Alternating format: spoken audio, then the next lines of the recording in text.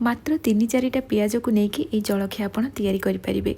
हठात घर को कहीं गेस्ट आसीगले कि केतबे संध्या बेले जदि आपन को चटपटा किसी खायापी इच्छा हो झटपट कौन तैयारी हम बोली भावुंट ताले ए रेसिपी को ट्राए करूँ। घरे थी बेसिक जिनस को लेकिन तैयारी करवा आउ सर्व कला टाइम रे मुझे काकुड़ी गाजर पियाज ये सब काटिकी ऊपर पकई देती एत चटपटा लगुला।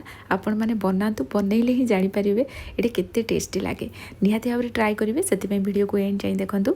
रेसिपी पसंद आसिले प्लीज लाइक शेयर करदे। चैनल नुआ थे सब्सक्राइब करने। फेसबुक पेज रे देखुले निश्चित भाव में फॉलो करनी। चलतु स्टार्ट करवा आज रेसिपी। ये जलखिया तैयारी करने प्रथम आम 4टा पियाज नहीं जावा। बड़ साइज्र पियाज नौथे तो ये 2टा पियाज भी हो। तो ये मुझे 4टा पियाज नहीं या भल भाव में क्लीन कलापर पूरा पतला पतला स्लाइस रे काटी नवा और तार पाखुड़ा को अलग अलग करना। ये मुझे गोटे जगह को बाहर करनेली भल से मिक्स करनवा। जहाँ भी जब पियाज रे पाखुड़ा गुड़ा लगिक रही ना ताको ठीक से आम एमती अलग अलग करनवा। पियाज रेडी हो गला। यार भल टेस्ट एबे एथिरे किछि गुंड मसला रसुण ये सब जिनस ऐड करवा। तो ये 1 चामच कटा रसुण ऐड कली और रसुण को पूरा छोट छोट पीस काटिकी एथिरे पकेइबा। हाफ चामच रू भी कम एथिरे मु जीरा गुंड पकाउछि और हाफ चामच धनिया गुंड देदेबा।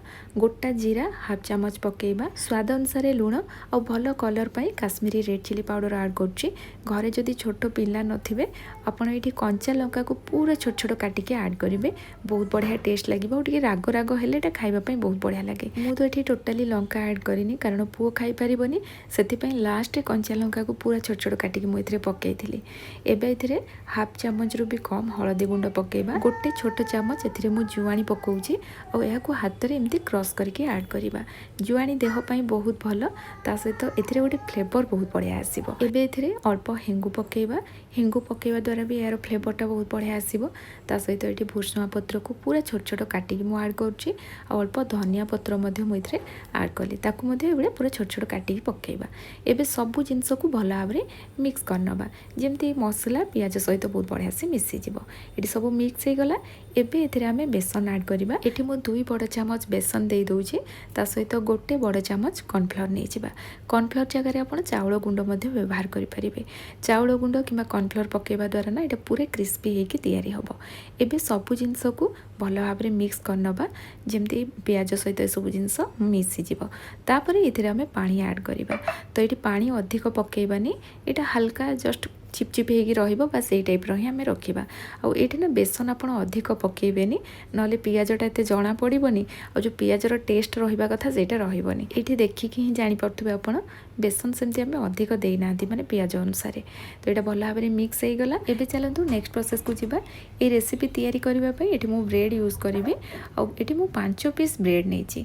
एतिकी ब्रेड रे भी आप बहुत सारा जलखिया तैयारी करेंगे। सबू ब्रेड को आप एट ए टाइम काटी पारे जमती मु वीडियो रे करछि। देखंतु एमती ट्रायंगल शेप रे ताको आमे कट लगेबा। एठी देखंतु ए टाइप रो एटा रहिबो।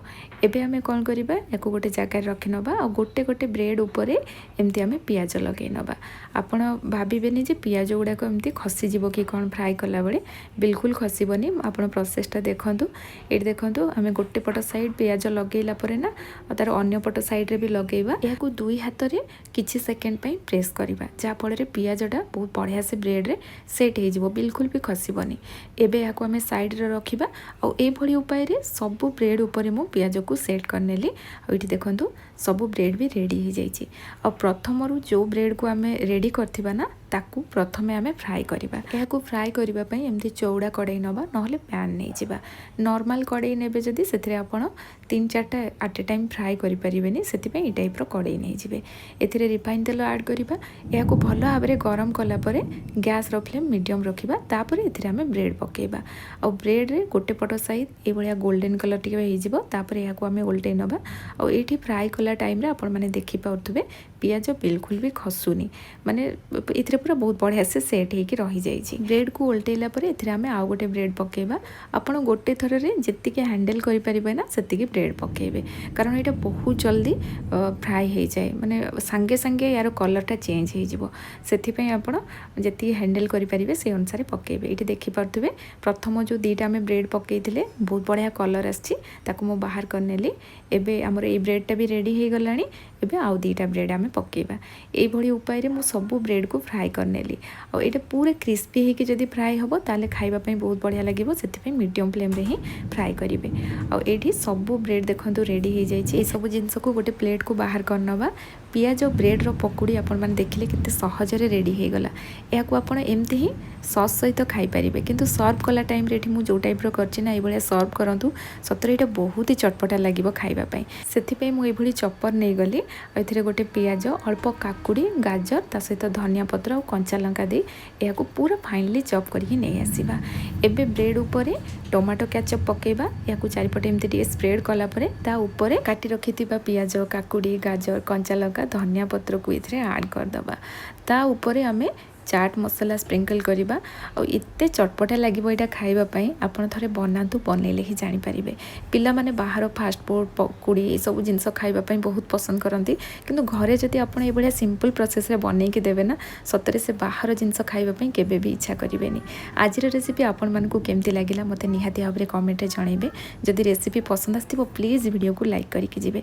पुणी आसीबी नुआ रेसिपी नहीं कि सेति पर्यंत रहुछि। धन्यवाद।